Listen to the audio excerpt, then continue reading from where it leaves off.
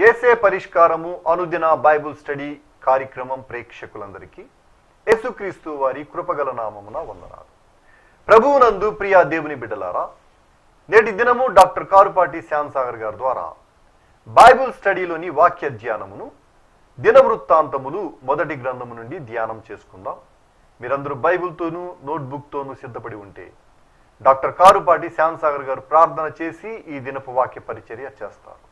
ప్రభువునందు ప్రియ దేవుని బిడ్డలారా, ఈ దినం ఆదివారం, ప్రభువును స్తుతించు దినం. ఈ దినం ప్రసారం చేయవలసిన క్విజ్ వచ్చే వారం ప్రసారం అవుతుంది. పూర్తి సమయం వాక్య ధ్యానిద్దాం. ఎపిసోడ్ సహకారులు ఈ దినం మొదలుకొని మాసాంతం వరకు లేరు. ఎపిసోడ్ సహకారులు ఉంటేనే ప్రోగ్రామ్ స్మూత్ ఆపరేషన్ ఉంటుంది. ప్రభువు అనుగ్రహించినట్లు ప్రార్థించమని మనవి చేస్తున్నాను. ప్రార్థన చేసుకుందాం. తలలో వంచండి, ప్రార్థనలో ఏకీభవించండి. మమ్మలను మిక్కిలిగా ప్రేమిస్తోన్న మా ప్రియ పరలోకపు తండ్రి, మీ పరిశుద్ధ గణనామమునకు వందనాలు, స్తోత్రాలు చెల్లిస్తున్నాం. ఈ రాత్రి మీ పాదాల చెంత ప్రార్థిస్తున్నాం. దినవృత్తాంతాల మొదటి గ్రంథం ముగింపు కొరకు వేడుకుంటున్నాం. మీ సహాయాన్ని అర్థిస్తున్నాం. ఘనత, మహిమ, ప్రభావాలు మీరు పొందినట్లు ఎపిసోడ్ సహకారులను పంపండి. మా రక్షకుడైన యేసు ప్రభువు ద్వారా వేడుకొనుచు ఉన్నాము తండ్రి, ఆమేన్. ప్రభువునందు ప్రియ దేవుని బిడ్డలారా, దినవృత్తాంతముల మొదటి గ్రంథము మనము ప్రారంభించిన తేదీ 18/3. ఈ దినం 5/5 అంటే 1 మాసం 22 దినాలు. ఒక విధంగా చెప్పాలంటే 50 ఎపిసోడ్స్. 50 ఎపిసోడ్స్ ద్వారా 30 అధ్యాయాలు ధ్యానం చేశాం. కనుక ఈ దినం మొదటి దినవృత్తాంతములు గ్రంథం ముగింపులో ఉన్నాం. రెండవ దినవృత్తాంతం రేపటి దినం సమీక్ష ధ్యానిస్తాం. కాబట్టి ఈ ధ్యానాలకు సహకారం ఇచ్చిన ప్రతి కుటుంబానికి ధన్యవాదాలు. 1 దినవృత్తాంతాలు పూర్తి చేయుటకు సహకరించిన ప్రతి వారికి కృతజ్ఞతలు. వాక్యంలోనికి వెళదాం. దయచేసి చూడండి. దినవృత్తాంతాల మొదటి గ్రంథం 29వ అధ్యాయం 13వ వచనము నుండి వాక్యాన్ని ధ్యానిద్దాం. నీవు దానమును, పరాక్రమము, బలము, నీ దానమును హెచ్చించువాడవు, అందరికి బలమిచ్చువాడవు నీవే. ఇక్కడ వరకు ధ్యానించాం. 13వ వచనం. మా దేవా, మేము నీకు కృతజ్ఞతాస్తుతులు చెల్లించుచు ఉన్నాము. ప్రభావము గల నీ నామమును కొనియాడుచు ఉన్నాము. మేము అంటున్నాడు కీర్తనాకారుడు. As a family, as an office, as an country, as a country,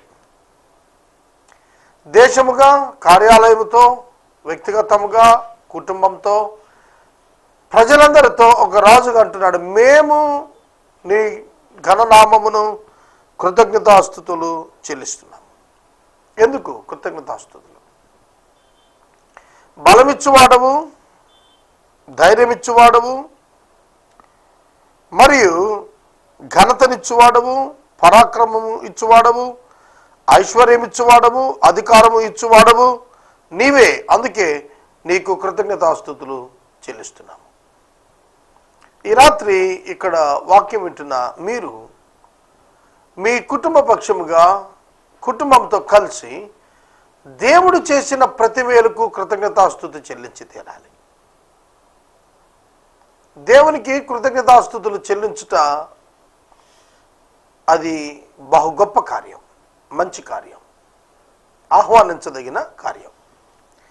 తరువాత ఈ ప్రకారము మనఃపూర్వకముగా ఇచ్చు సామర్థ్యము మాకుండుటకు నేనెంత మాత్రపు వాడను. చూడండి, మనఃపూర్వకంగా ఇవ్వాలన్నా కూడా మన సామర్థ్యం చాలదు. Without God's help and guidance it is impossible for a person to give to the mission.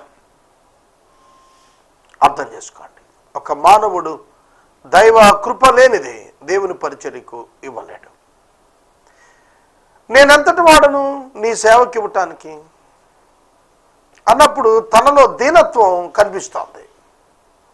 తాను ఎన్నికలైన వాడనని గ్రహించి దేవుని ఎదుట కన్ఫెస్ చేస్తున్నాడు, ఒప్పుకుంటున్నాడు. మన జీవితాలు ఎట్లున్నాయి? దేవుని ఎదుట మన దీనత్వాన్ని ఒప్పుకోగలుగుతున్నామా? నా జనులంత వారు సమస్తము నీ వలననే కలిగెను కదా, సమస్తమును నీ వలననే కలిగెను కదా. ఈ మాట చాలా గంభీరమైన మాట. ఎందుకంటే కలిగినది సమస్తం ఆయన మూలంగా కలిగెను, ఆయన లేకుండా ఏది కలుగలేదు. ప్రభు అయిన క్రీస్తుని గురించిన మాట ఇది. దావీదు చెబుతున్నాడు, సమస్తం నీ వలననే కలిగింది. You are the origin and you are the source of everything on this earth. ఈ భూమి మీద నీవే సమస్తానికి కారకుడు. నాదేమీ లేదు. మేమే పాటళ్ళం. ఒక 50 ఏళ్ళు 60 ఏళ్ళు బ్రతికి భూమి మీద నుంచి వెళ్ళిపోయేవాళ్ళం మనం. ఒకవేళ ఒక 500 ఏళ్ళు ఉండిపోదాం అనుకున్నా నీతో పాటు ఉండే జనరేషన్స్ ఉండరు. 1 by 1 వెళ్ళిపోతూనే ఉన్నారు భూమి మీద. ప్రియ దేవుని బిడ్డలారా, కనుక ఇక్కడ దావీదు గారు చెబుతున్నాడు, సమస్తం నీ వలననే కలిగిందయ్యా. ఎస్, ఆయన మూలంగానే కలుగుతుంది. ఈ రాత్రి నీకు జ్ఞానం కావాలంటే ఆయనే మూలం. నీ యొక్క అవసరం తీర్చబడాలంటే ఆయన మూలం. నీకు అభివృద్ధి కావాలంటే ఆయనే మూలము. He is the source. Believe it, నమ్మండి. ఏసే పరిష్కారానికి ఏసయ్యే మూలము, సోర్స్. దావీదు జీవితానికి గాడ్ ఈజ్ ద సోర్స్. మరి నీ జీవితానికి చాలామంది అనుకుంటారు, మా గొప్పదనం, మా జ్ఞానం, మా వివేకం మా ఆస్తిని సంపదను తెచ్చింది అనుకుంటారు. దేవుని ఆశీర్వాదం, దేవుని సహాయం వల్ల కలిగే అత్యధిక దీవెన చాలామంది గుర్తించలేకపోతున్నారు. నీ సంపాద్యములోనే మేము కొంత నీకు ఇచ్చి ఉన్నాము. అందుకనే నీవిచ్చిన దానిలోనే నీకు ఇస్తున్నాము అని పాడతాం కదా మనం. అవును, దేవుడు మనకిచ్చిన దానిలోనే ఇస్తున్నాం. ప్రత్యేకంగా ఆయన ఇవ్వని దానిలోంచి ఏం కాదు. Nothing impossible. దేవుని ఎదుట మనం ఏదైనా ఒక దేవుని ప్రమేయం లేకుండా సంపాదించాము అని అనుకుంటానికి వీల్లేదు. మనం సంపాదించగలిగింది ఒకటి, అది పాపం తప్ప ఇంకోటి లేదు. దేవుడు ఇవ్వనిదే ఏది మనం పొందలేం. దేవుడిచ్చిన స్వసంపాద్యంలోనే మళ్ళీ తిరిగి దేవునికి ఇస్తున్నాం. దేవుడిచ్చిన ఆరోగ్యం, దేవుడిచ్చిన తెలివితేటలు, దేవుడిచ్చిన పని, దేవుడిచ్చిన సామర్థ్యం ఆదాయాన్ని కలిగజేస్తే ఆదాయం నుండి మళ్ళా తిరిగి దేవునికి ఇస్తాం. కొత్త నిబంధన, పాత నిబంధన గ్రంథాలు మీరు పరిశీలిస్తే దైవజనులు దేవుని మందిరానికి ఇచ్చినవి, దేవుని సేవకులకు ఇచ్చినవన్నీ కూడా దేవుడిచ్చినవిగా ఒప్పుకున్నవే. దావీదు ఒప్పుకున్నాడు, ఇదంతా నీ వల్ల జరిగిందని. యాకోబు కూడా అన్నాడు, నేను యోర్దాను దాటినప్పుడు చేతి కర్రతో దాటాను, ఇప్పుడు 2 గొప్ప గుంపులైపోయాను. 21 సంవత్సరాల్లో ఒంటరి వాడైనటువంటి యాకోబు 2 గుంపులు మల్టిప్లై అయ్యాడు, విస్తరించిపోయాడు, అభివృద్ధి చెందిపోయాడు. దేవుని నామానికి స్తోత్రం. ఆయన స్వసంపాద్యంలో నుండి ఆయనకి ఇవ్వటం మనకు ధన్యత. తర్వాత మా పితరులందరి వలనే మేమును నీ సన్నిధిలో అతిథులమును పరదేశులమై ఉన్నాము. ఈ అండర్స్టాండింగ్ రావాలండి. We are guests. మనము అతిథులు వంటి వారు, పరదేశులు వంటి వారు. మనం వస్తాం, వెళ్ళిపోతాం. చాలామంది విదేశీయులు భారతదేశాన్ని ఒక పర్టికులర్ పీరియడ్ ఆఫ్ టైం కొరకు వీసా తీసుకొని దర్శిస్తారు, విజిటింగ్ వీసా. ఆ పీరియడ్ అవగానే మళ్ళీ వెనక్కి వెళ్ళిపోతారు. అలాగే ఈ భూమి మీద మనం పరదేశులం, మనం యాత్రికులం. యాత్రికుడు బస్సులో కూర్చుంటాడు, గంట తర్వాత దిగి తన స్వస్థలానికి వెళ్ళిపోతాడు. బస్సు శాశ్వతం కాదు అతనికి. కనుక మేము పరదేశులము. మరియు ఏమంటున్నాడండి, పరదేశులమే కాదు, అతిథులము కూడాను. మా పితరులు కూడా అలాగే ఉన్నారు, అతిథులుగా ఉన్నారు, పరదేశులుగా ఉన్నారు. హెబ్రీ పత్రిక 11వ అధ్యాయంలో యాత్రికులు పరదేశులను రాస్తాడు. పరదేశులు, ఫారినర్స్.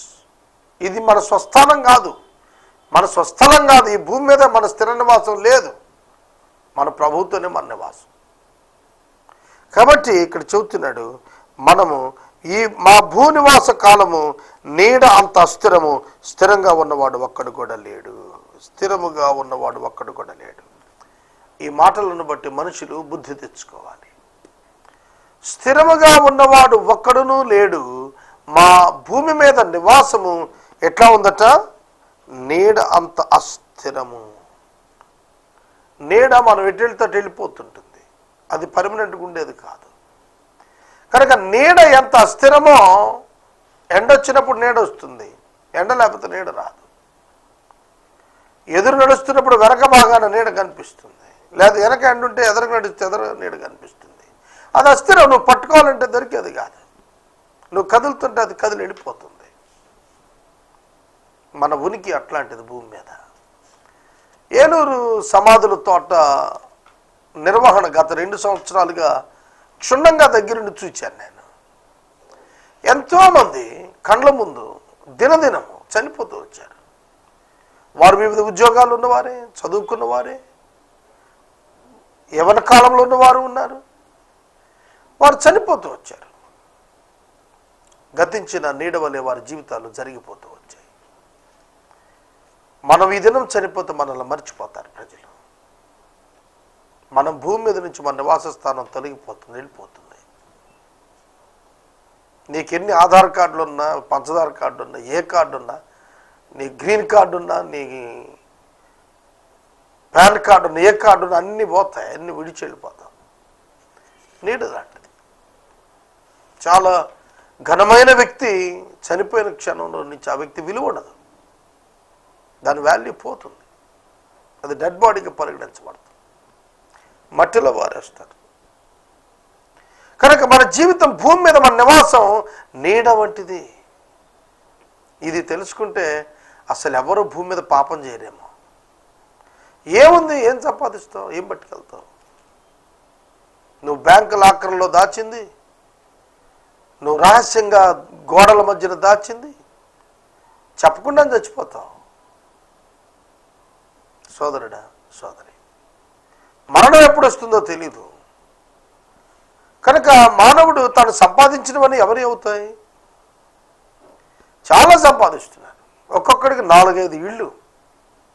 నాకు ఆశ్చర్యం అవుతుంది. వాటిని అద్దెకిచ్చి ఆ అద్దె కొరకు తిరుగుతూ ఉంటాడు ఆ ఇండ్ల వెంబడి. కనుక సంపాదిస్తాడు. మరి ఆ తర్వాత సంతతి సంపాదించరా? అట్లా సంపాదించుకుంటూ పోతే ఏమొస్తుంది? చివరికి ఒక పెద్ద కొండంత ఆస్తి మిగులుతుంది. అనుభవించడానికి మనుషులు కూడా ఉంటారు. సోదరుడా, సోదరి, భూమి మీద స్థిరంగా ఉన్నవాడు ఒక్కడును లేడు. మన పితరులు వెళ్ళిపోయారు, మనం వెళ్ళిపోతాం. మన తర్వాత తరాలు వస్తాయి, అవి కూడా వెళ్ళిపోతాయి. అందుకని భూమిని శాశ్వత విక్రయం చేయొద్దు అన్నాడు. ఎందుకంటే అది యెహోవాది. వస్తాం, వెళ్ళిపోతాం. ఒక ట్రైన్లో, ఢిల్లీలో మనం ట్రైన్ ఎక్కితే విజయవాడ రావడానికి 36 hours, ఫాస్టెస్ట్ ట్రైన్ 24 hours. చాలా సొంత ఇంటిలా ఫీల్ అవుతాం. మనం రిజర్వ్ చేసుకున్న బర్త్, మన సీటు, మన భోగి, చాలా ఫీల్ అవుతాం. చక్కగా ఇది నాది నాదిని. ఆ స్టేషన్ వచ్చినప్పుడు దిగి ఇంటికి వచ్చేయాలి, ఇది నాదంటానికి వెళ్ళేది. భూమి కూడా అట్లాంటిదే మనకి. ఇంతలో కనపడి అంతలో మాయమయ్యే ఆవిరి వంటి జీవితాలు మనవి. మా దేవా యెహోవా, నీ పరిశుద్ధ నామం యొక్క ఘనత కొరకు మందిరాన్ని కట్టించడానికై మేము సమకూర్చిన ఈ వస్తు సముదాయమును నీ వలన కలిగినదే. It's wonderful one. చాలా కష్టపడి సంపాదించిన ధనాన్ని గురించి దావీదు మాట్లాడుతున్నటువంటి మాట ఏమిటో తెలుసా? ఇదియో నీ వలన కలిగినదే. అసలు ఆయన కలుగు చేయకపోతే ఏం సంపాదించగలం? ఆయన ఆరోగ్యం అవ్వకపోతే ఏం సంపాదించగలం? ఒక విశ్వవిఖ్యాత కార్ల కంపెనీ యజమానుడు ప్రతి ఉదయం వచ్చి ఆ కంపెనీ ఎదుట ఒక 5 నిమిషాలు నిలబడి కన్నీరు ఖర్చు వెళ్ళిపోతుండేవాడట. ఆ స్థానానికి రావటానికి అతను ఎంతో శ్రమపడి వచ్చాడు. కానీ అతడు తింటే చనిపోతాడు, ఆరోగ్యం లేదు. ఆహారం లేని దినాల్లో లేక తినలేకపోయాడట. ఆహారం ఉన్న దినాల్లో తింటే చస్తాడు కనుక తినలేడట.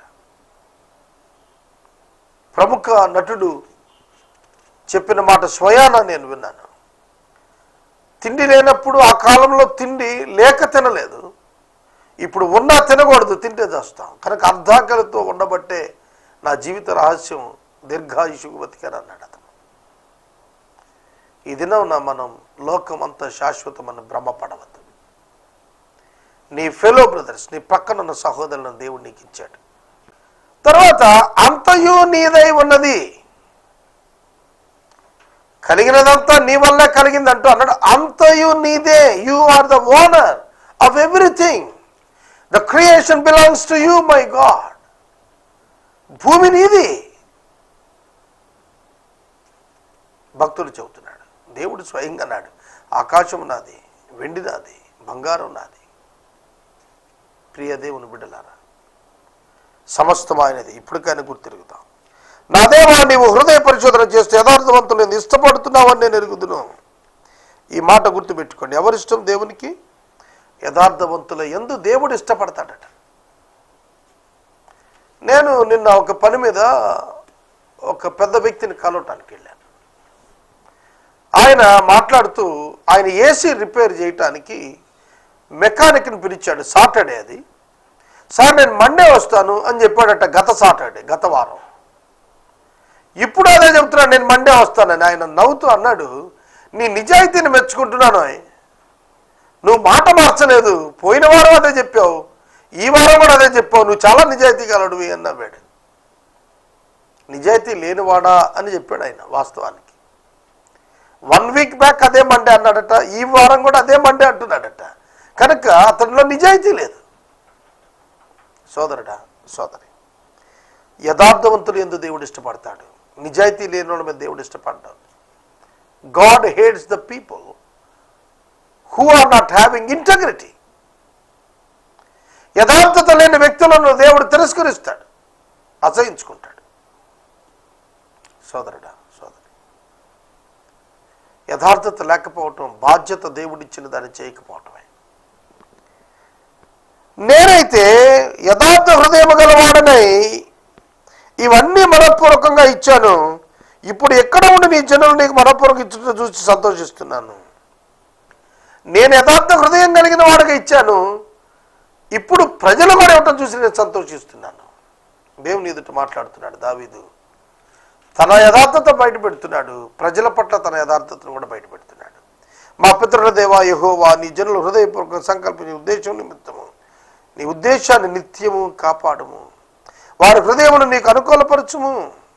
ఈ ప్రార్థన మనం చేస్తామా? ప్రజల హృదయాలు దేవా నీకు అనుకూలపరుచుకో. మోషే ప్రార్థించాడు, ఏలియా ప్రార్థించాడు, దేవా ఈ ప్రజలు నీ వైపు తిరగాలి అని ప్రార్థించాడు.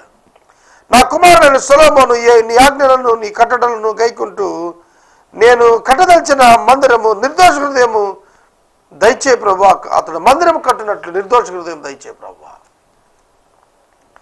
దోష హృదయం కలిగిన వాడు మందిరం కట్టాలని పనికిరాడు, నిర్దోష హృదయం దయచే ప్రభువా అన్నాడు. ఇలాగ పలికిన తర్వాత దావీదు, ఇప్పుడు మీ దేవుడైన యెహోవాను స్తుతించండి అని చెప్పగా పితరుల దేవుడైన యెహోవాను స్తుతించి యెహోవా సన్నిధిని రాజు ముందర నమస్కరించారు. తర్వాత వారు యెహోవాకు బలులు అర్పించారు. మర్నాడు దహనబలిగా 1000 ఎద్దులు అర్పించారు, 1000 గొర్రె పొట్టేళ్ళు అర్పించారు. ఇశ్రాయేలీయులు అందరూ సంఖ్యకు తగినట్టుగా అర్పించారు. ఆ దినమున వారు యెహోవా సన్నిధిని బహుగా సంతోషంతో అన్నపానాలు పుచ్చుకున్నారు. బలులు అర్పించడానికి కారణం ఒకటి పాపక్షమాపణ, రెండవది కృతజ్ఞత. తాము అపరాధులు పాపులు మనం గుర్తెరిగి పాపక్షమాపణ కొరకు బలి, మరియు తమకు క్షమాపణ ఇచ్చినందుకు కృతజ్ఞతగా దహన బలి మరియు సమాధాన బలి. దావీదు కుమారుడు సొలొమోనుకు రెండవసారి పట్టాభిషేకం చేసి యెహోవా సన్నిధిని అధిపతిగా సాదోకుని యాజకునిగా అభిషేకించారు. అప్పుడు సొలొమోను తన తండ్రి దావీదు కుమారుగా సింహాసనం నుండి రాజుగా కూర్చుని వర్ధిల్లుచూ ఉండెను. ప్రజలు మరలా అతను రాజుగా స్వీకరించారు. సొలొమోను వర్ధిల్లుతూ ఉన్నాడు. నా ఆశ వర్ధిల్లుట, నా ఆశ సంపద కాదు, నా ఆశ పేరు ప్రఖ్యాతులు కాదు, నా ఆశ దేవుని కొరకై వర్ధిల్లాలి, దేవుని కొరకు వర్ధిల్లుట. It's very important for the believer. మన జీవితాల్లో మనం వర్ధిల్లాలి, తద్వారా దేవునికి మహిమ తేవాలి. ఇశ్రాయేలీయులు సొలొమోను ఆజ్ఞకు బద్దులై ఉన్నారు. అధిపతులు, యోధులు దావీదునికి లోబడినట్లుగా సొలొమోనుకు కూడా లోబడ్డారు. సొలొమోను ఇశ్రాయేలందరి ఎదుట బహుగా దేవుని కనపరిచాడు. దేవుడు సొలొమోనును ఇశ్రాయేలందరి ఎదుట కనపరిచాడు. అతనికి ముందుగా ఇశ్రాయేలీయులకైనా ఏ రాజులకైనా కలగని రాజ్య ప్రభావం సొలొమోనునకు దేవుడు అనుగ్రహించాడు. సొలొమోనునకు ముందుగా ఏ రాజుకు అంత ప్రభావం ఇవ్వలేదు, సొలొమోనుకు అంత ప్రభావం ఇచ్చాడు. యేసుక్రీస్తు ప్రభు మాట్లాడుతూ గడ్డి పువ్వును చూపించి మాట్లాడుతున్నారు. ఈ గడ్డి పువ్వు చూడండి, ఎంతో వైభవముతో అలంకరించబడిన సొలొమోను కంటే వైభవంగా అలంకరించబడింది అన్నాడు. మానవుల అలంకరణ దేవుడు గడ్డి పువ్వు కంటే అల్పంగా అని ఎక్స్ప్లెయిన్ చేశాడు. యెషయ కుమారుడైన దావీదు ఇశ్రాయేలీయులందరి మీద రాజై ఉండెను. అతడు ఇశ్రాయేలు 7 సంవత్సరం 40 సంవత్సరములు, హెబ్రోన్లో 7 సంవత్సరాలు, యెరూషలేములో 33 సంవత్సరాలు ఏలినాడు. అతడు వృద్ధాప్యము వచ్చిన వాడే ఐశ్వర్య ప్రభావాలు కలిగి మంచి ముదిమిలో మరణమొందెను. అతని తరువాత అతని కుమారుడైన సొలొమోను అతనికి మారుగా రాజు ఆయను. మంచి వృద్ధాప్యంలో, పండు వృద్ధాప్యంలో దావీదు మరణమొందాడు. రాజు అయిన దావీదుకు జరిగిన వాటిని గురించి, అతని రాజరికం గురించి, పరాక్రమం గురించి, అతని ఇశ్రాయేలు రాజ్య దేశాల కాలములను గురించి దీర్ఘదర్శి సమూయేలు మాటలను బట్టి, ప్రవక్త యొక్క నాతాను మాటలను బట్టి, దీర్ఘదర్శి గాదు మాటలను బట్టి వ్రాయబడి ఉన్నది. గాదు, నాతాను, సమూయేలు ఈ బుక్కి వాళ్ళు సోర్స్ అన్నమాట, రైటర్. వాళ్ళు చెప్పిన సమాచారం బట్టి ఇది ఉనికిలోకి వచ్చింది, హిస్టరీ అంతే కూడా. ఇక్కడితో మనం దినవృత్తాంతాల మొదటి గ్రంథం ధ్యానాలను ముగించుకున్నాం. దినవృత్తాంతాల మొదటి గ్రంథపు ధ్యానాలను మనం ముగించుకున్నాం. ఇంకా మనకు ఈ 29 అధ్యాయాల్లో ప్రధానంగా చర్చకు వచ్చినటువంటి విషయాలను కనుక మనం చూసినట్లయితే, దినవృత్తాంతాల మొదటి గ్రంథం ప్రారంభంలోనే మనకు వంశావళులు ప్రారంభిస్తూ వచ్చాడు. వంశావళులు మొట్టమొదటి 10 చాప్టర్స్ కూడాను ఇవే కనిపిస్తాయి. ఒక్కొక్కరు ఏ విధంగా డెవలప్ అవుతూ వచ్చారు అనేది కనిపిస్తుంది. ఆ తర్వాత యుద్ధాలు కనిపిస్తున్నాయి. ఆ యుద్ధాల్లో వారు పొందినటువంటి విజయాలు మనకు కనిపిస్తాయి. ఆ తర్వాత యాజకత్వానికి ఏర్పరచబడిన వారు, ద్వారపాలకులకు ఏర్పరచబడినటువంటి వారు, అలాగే మెయింటెనెన్స్ స్టాఫ్, ఇదంతా కూడా వివరాలు కనపడ్డాయి. ఆ తర్వాత ఈ సొలొమోను గారి ద్వారా మందిర నిర్మాణం కొరకైన ఏర్పాట్లన్నీ కూడా కనిపిస్తున్నాయి. ఇవన్నీ చూస్తున్నప్పుడు మనకు అర్థమవుతోంది ఒకటే, దేవుడే సమస్తమునకు ఆధిపత్యం కలిగిన వాడు. ఈ వివరణలన్నింటిలో కూడా సౌలు రాజ్యం కొట్టివేయబడింది, దావీదు పాసానైపోయాడు, సొలొమోను వచ్చాడు. కనుక ఇశ్రాయేలీల జీవితాల్లో దేవుని యొక్క జోక్యము ప్రస్ఫుటముగా మనందరికీ తేటతెల్లంగా కనిపిస్తుంది. దావీదు యొక్క హిస్టరీ, దావీదు యొక్క చరిత్ర ఘనమైనటువంటిది. ఎందుకంటే అతడు తన జీవితంలో ప్రార్థనాపరుడని ముద్రపడ్డాడు. ఆరాధన కొరకు, అలాగే దేవుని మందస్సం కొరకు, మందిరం కొరకు ఆసక్తి కలిగినటువంటి వ్యక్తిగా ముద్రపడ్డాడు. బలహీన క్షణాలు పాపం చేశాడు, కానీ తీవ్రంగా పశ్చాత్తాపడ్డాడు. దేవుని నుండి శిక్ష పొందడానికి కూడా ముందుకెళ్ళాడు, మళ్ళా పశ్చాత్తాపడ్డాడు, కన్నీరు గడిచాడు, వేడుకున్నాడు, దేవుని కనికరానికి లోనయ్యాడు. కనుక దావీదు యొక్క జీవితంలో పాజిటివ్స్ అండ్ నెగిటివ్స్ పరిశీలించి, చేయకూడనివి దావీదు జీవితంలో ఏవైతే ఉన్నాయో వాటిని విసర్జించుకొని, చేయదగినవి చేయాల్సినవి ఏవైతే ఉన్నావో దావీదు జీవితంలో నేర్చుకొని మనం ముందుకు సాగాలి. ఇక దినవృత్తాంతాల 2వ గ్రంథం మనం చూసినప్పుడు దీనిలో వ్రాయబడినటువంటి ప్రధానంగా రాయబడినటువంటి అధ్యాయాలు 36. ఈ 36 అధ్యాయాలు ధ్యానించడానికి ఎపిసోడ్ సహకారులు కావాలి. ఈ రాత్రి ఎపిసోడ్ సహకారం ఎవరు లేరు. రేపటి వాక్య ధ్యానంలో 2వ దినవృత్తాంతాల గ్రంథం సమీక్ష మరియు మొదటి అధ్యాయం వచ్చిన ధ్యానం ప్రారంభిద్దాం. ఎపిసోడ్ సహకారాలు కావాలి, దయచేసి ప్రార్థించమని మనవి చేస్తూ ఉన్నాను. దినవృత్తాంతాల మొదటి గ్రంథానికి ఆర్థిక సహకారం అందించిన ప్రతి కుటుంబానికి ధన్యవాదాలు. మనము ఇంతవరకు డాక్టర్ కారుపాటి శ్యాంసాగర్ గారి ద్వారా బైబిల్ స్టడీలోని వాక్య ధ్యానమును దినవృత్తాంతములు మొదటి గ్రంథము నుండి ధ్యానం చేసుకున్నాం. ఈ కార్యక్రమం ద్వారా మీరు పొందుకొనుచున్న ఆత్మీయ మేలులు ఒక ఉత్తరం ద్వారా మాకు తెలియచేయండి. మీ ప్రార్థన మనవులు మాకు తెలియచేస్తే ఏసే పరిష్కారం కార్యాలయంలో ఏర్పాటు చేసిన ప్రత్యేక ప్రార్థనా శిబిరంను మీ కొరకు ప్రార్థిస్తాం. మీ కుటుంబ పక్షముగా ఒక ఎపిసోడ్ ప్రసారం చేయాలనుకున్నారు మాకు తెలియచేస్తే మా సిబ్బంది మీ గృహాలను దర్శిస్తాం. ముగింపు ప్రార్థన ఆశీర్వాదాలతో ఈ కార్యక్రమాన్ని ముగించుకుందాం. ప్రార్థించుకుందాం. మమ్మను మిక్కిలిగా ప్రేమిస్తున్న మా తండ్రి, మీకు వందనాలు. వాక్యము వింటున్న ప్రతి బిడ్డను దీవించమని ప్రార్థిస్తున్నాము. ఈ రాత్రి మా ప్రేక్షకులను ఆశీర్వదించండి. దినవృత్తాంతాల మొదటి గ్రంథం 29 అధ్యాయాలు మేము ధ్యానం చేసుకున్నాము. సహాయం చేసిన బిడ్డలను ఆశీర్వదించండి. ఎపిసోడ్ సహకారాలను 2వ దినవృత్తాంతం కొరకు పూర్తిగా పంపండి.